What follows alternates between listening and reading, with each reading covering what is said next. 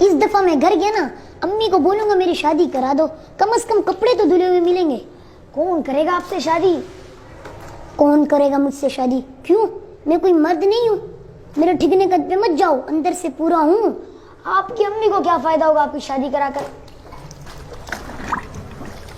अम्मी को कपड़े धोने पड़ते हैं, बर्तन मांजने पड़ते हैं और घरेलू काम करने पड़ते हैं। उसकी इन कामों से तो जान छूटेगी। बोलना यार अम्मी मान जाएगी। मुझे क्या पता मानेगी नहीं मानेगी। मैं तो फेल भाई के वलीमे में गया था ना, तो फेल भाई कहते हैं मेरी शादी हुई थी ना तो मैंने ऐसे ऐसे घूंघट उठाया था। ज्यादा ड्रामे नहीं कर, कपड़े दो। पता है कितना खर्चा आता है शादी में? शादी शादी लगाया हुआ है, कौन देगा आपको खर्चा? पैसे?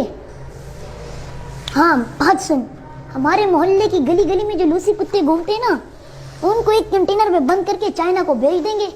पता है कितने पैसे मिलते हैं? फी कुत्ता 1000 रुपए, यानी 100 कुत्ते 1 लाख रुपए। क्या ख्याल है भाई? तोबा तोबा, कहाँ से आते आपके दिमाग में ऐसे आइडियाज? मुझे अंकल बस्साम ने कहा था ना, जल्दी मौलवी बन जा, लोग दाढ़ी टोपी का लिहाज करके रिश्ता दे देंगे।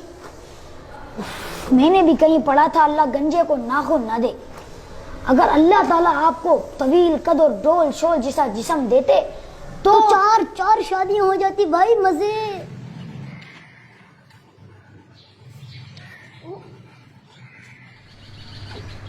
अबे यार आप यहाँ बैठे हो?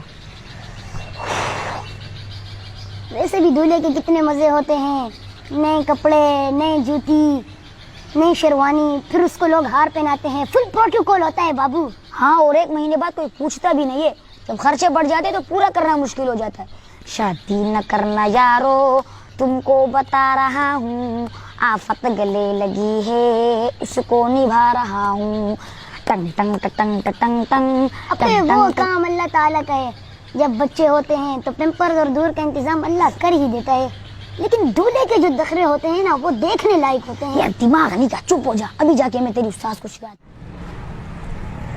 अबे यार मैं तो मजाक कर रहा था, आप इतनी जल्दी नाराज हो गए, खामखा में मेरी शिकायत लगा दी। वैसे मुझे निकाह वाला खुतबा भी याद है, मैं अपना निकाह खुद पढ़ाऊंगा, मुझे मौलवी की जरूरत नहीं है। लेकिन अपना निकाह खुद कबूल कैसे करवाऊंगा? बताऊं कैसे कबूल होता है? अगर मेरे को यहाँ पे कोई लाठी मिल जाए ना तो आपके सर में मार के शादी का खन्नास निकाल दूं। तभी तो कहते हैं बच्चों को शादी पर ही लेकर जाना चाहिए।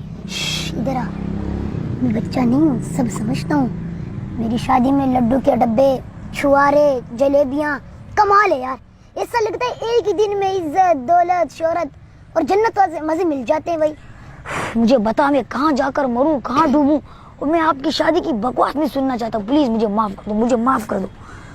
अबे यार मैं तो मजाक कर रहा था, ये भाई तो सच में गुस्सा होके चले गए।